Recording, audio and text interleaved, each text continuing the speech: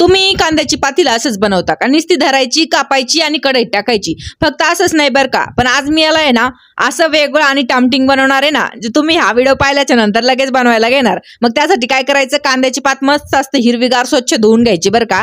आणि कापताना जे पुढं कांद्यासारखं असतं ना ते कापून घ्यायचं, वेगळं ठेवायचं आणि कांद्याची पात वेगळी कापायची. आणि लगेच कापायचं झाली की कढई ठेवायची गॅसवरती, तेल टाकायचं, तेल गरम झालं का मोहरी जिरे टाकायचे आणि कापून लसूण टाकायचा बराच बरं का. आणि हे थोडंसं तळलं का लगेच त्याच्यामध्ये घरगुती आपला कांदा जो नेहमीचा खातो ना तो घ्यायचे, 2 कांदे कापून तो कापून यामध्ये टाकायचा. थोडासा परतला का मग जो आपण हिरवा कांदा कापला होता ना पातीच्या पुढचा तो टाकून द्यायचा. थोडंसं परतलं का लाल मिरची पावडर आणि हळद टाकायची बरं का. याला थोडंसं मिक्स करून घ्यायचं आणि लगेच कांद्याची पात टाकून द्यायची बरं का. ह्या कांद्याच्या पातीला ह्या मसाला चांगलं मिक्स करून घ्यायचं, असं चवीपुरतं मीठ टाकायचं बरं का याच्यामध्ये. आणि नंतर आहे ना इथं मी डाळ घेतलेली हरभऱ्याची भिजून ती द्यायची, त्याच्यात टाकून चांगलं मिक्स करून घ्यायचं बरं का. आणि लगेच झाकण ठेवून आहे ना 4-5 मिनिटं याला बारीक गॅसवरती वाफून घ्यायचं, म्हणजे डाळ पण शिजती पात पण शिजती. मग झाकण काढलं का शेंगदाण्याचं कूट टाकायचं. आता शेंगदाण्याचं कूट आहे ना 4-5 चम्मच टाकलाय बरं का, भाजून घ्यायचे बरं का पण शेंगदाणा. आणि मग काय करायचं, थोडंसं शेंगदाण्याच्या कुटाला पण परतून द्यायचं बरं का. मग गॅस बंद करायचा आणि लगेच प्लेट मध्ये घ्यायची खायला बरं का. भाकरी बरोबर खा, चपाती बरोबर खा, एकच नंबर लागणार. तुम्ही अशा पद्धतीने ही कांद्याची पात बनवून पहा, तुम्हाला नक्की आवडणार. बनवली का मला नक्की सांगा आणि हेही सांगा